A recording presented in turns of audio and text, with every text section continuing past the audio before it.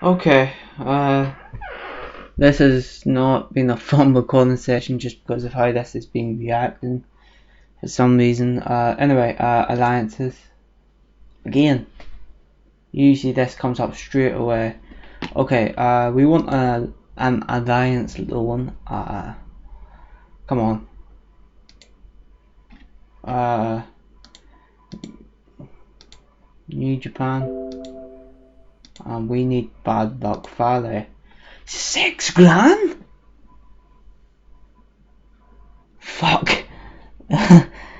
Jesus. 6 grand for Bad Luck Fale.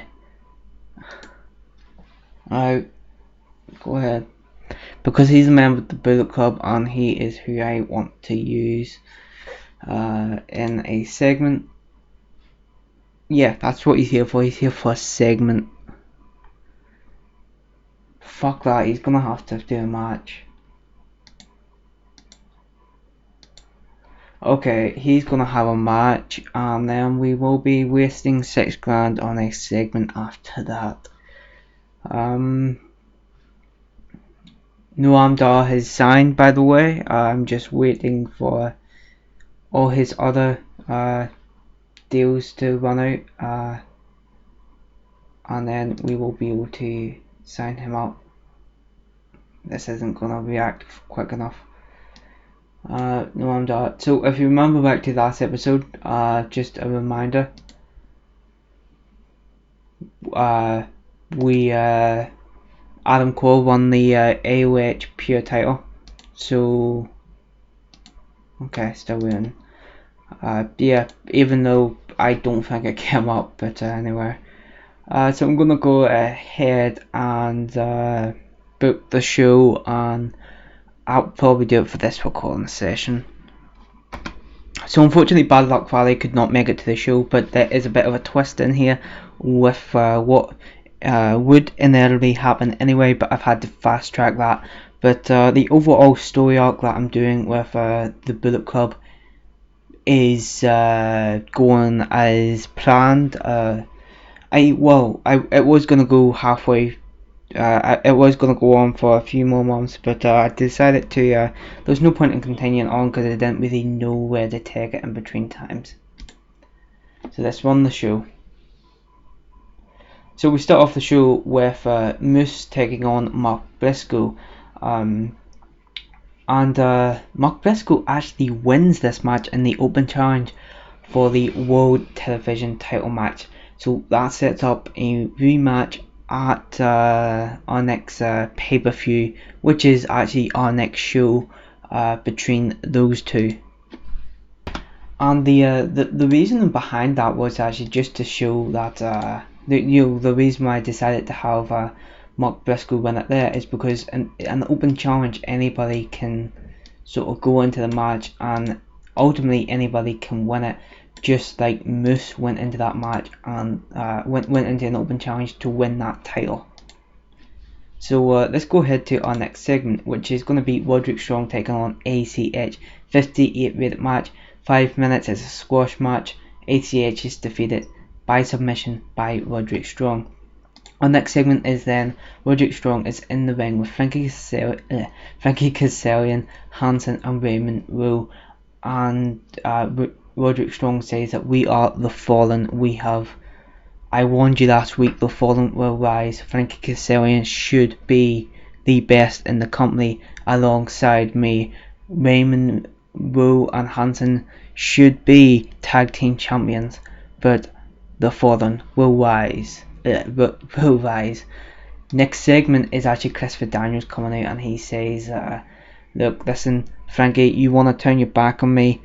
Why? I don't understand that. I'm Frankie Kazarian pretty much says, look, listen, you're broken, you're an old man, you're done, you and me will no longer, just leave. And then Christopher Daniels gets beat down, so that's going to set up our next match for our pay-per-view. So that's 3 matches now we have booked, and we should have a couple more by the end of the night.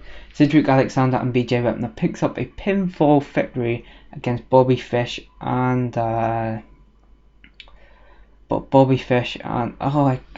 can't I remember? Red Dragon. I can't remember. who the other guy is. Bobby Fish and Kyle O'Reilly. That's it. How could I not remember? Anyway. And it's actually BJ Whitner who picks up the pinfall victory. And then we go into our next segment, and that's 63 rated segment, which was good. And we see BJ Whitner and Cedric Alexander in the ring, and they say we may not have the best of runs, but I think we've been a pretty good tag team with all that's been said. And he pretty much calls out the Motor City Machine Guns. They come out and he's like, look, listen, we want a match against you, Cedric Alexander, BJ Whitner against you two, Motor City Machine Guns. And Alex Shelley kind of laughs to himself, but he's like, you know what, let's humour these guys. If Chris Sabin doesn't win tonight, which he will win, you will have your match at our next pay-per-view at Aftershock. So potentially a match set up, but we'll just need to find out. Yes. 62 minute match as Mickie James takes on ODB just to make her look strong going into Aftershock in her match against Beth Phoenix.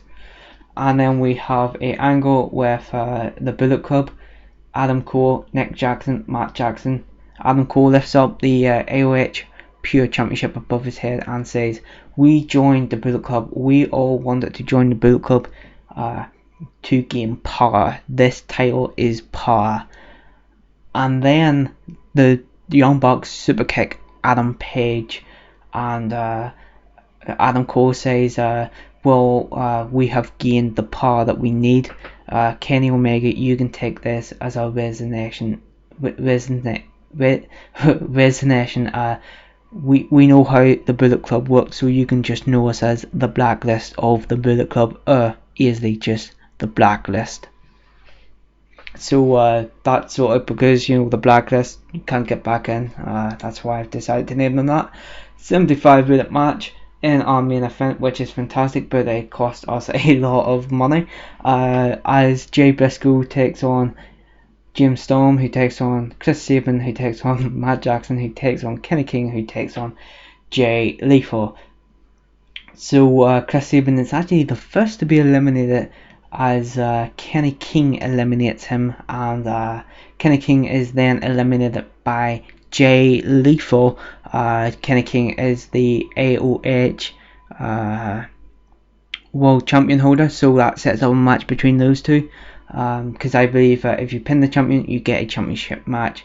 Jay Lethal is eliminated by James Storm, who finally is pinned by Jay Briscoe.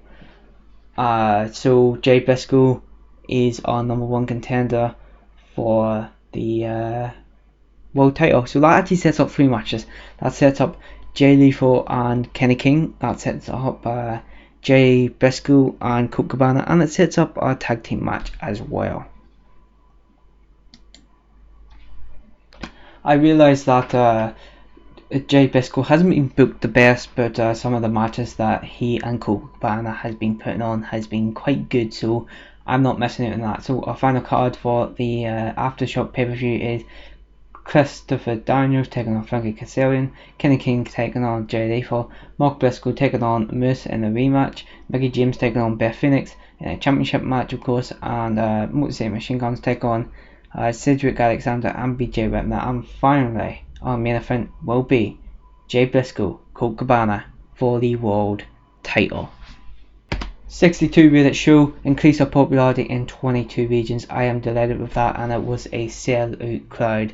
Fantastic. Let's see how bad of a hit our finances took. We are 40 grand down so far.